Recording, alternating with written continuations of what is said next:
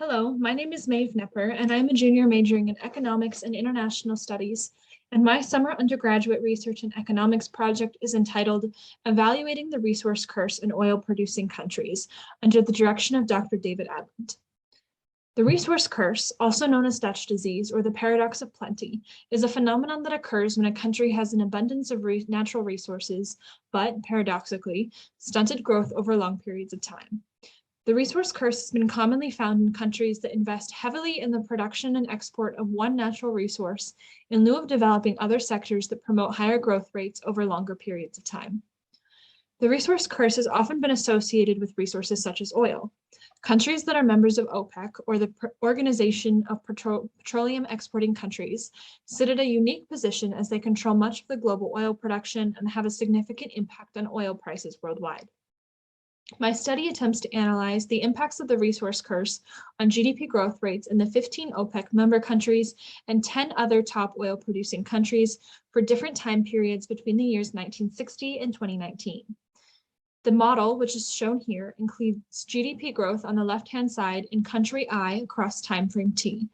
The right-hand side of the model includes the variables for country-specific fixed effects, time-specific fixed effects, oil production, a vector of control variables that includes population, unemployment rate, and value added to GDP from the manufacturing sector, and an error term including all other product factors contributing to economic growth.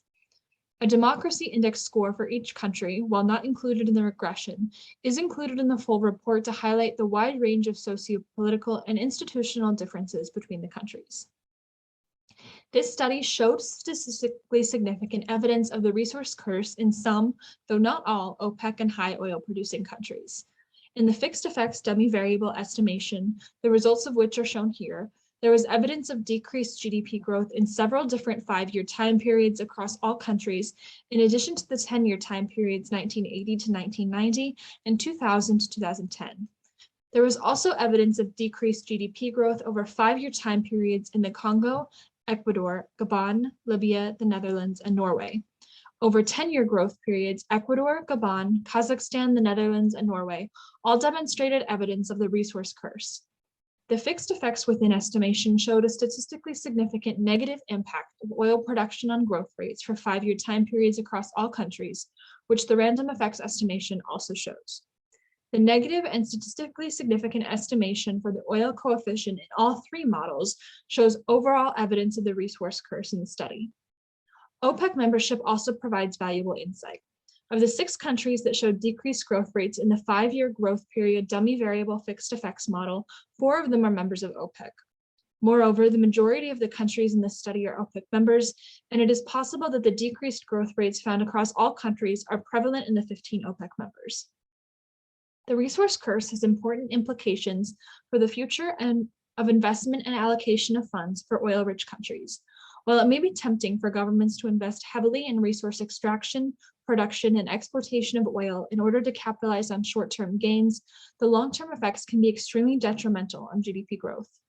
In the presence of the resource curse, economic diversification is key to a strong and sustainable economy.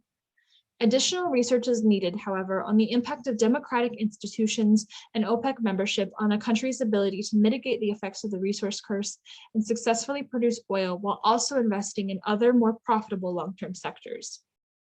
Throughout the SURE project, I learned more about the research process, including how to gather data and compile it in a way that is useful for my study.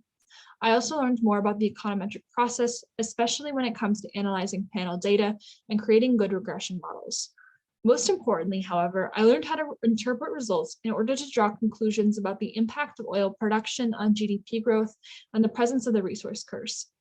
I was particularly interested in this topic because of my focus on the Middle East and how oil plays an important role in shaping economics and politics in many Middle Eastern countries.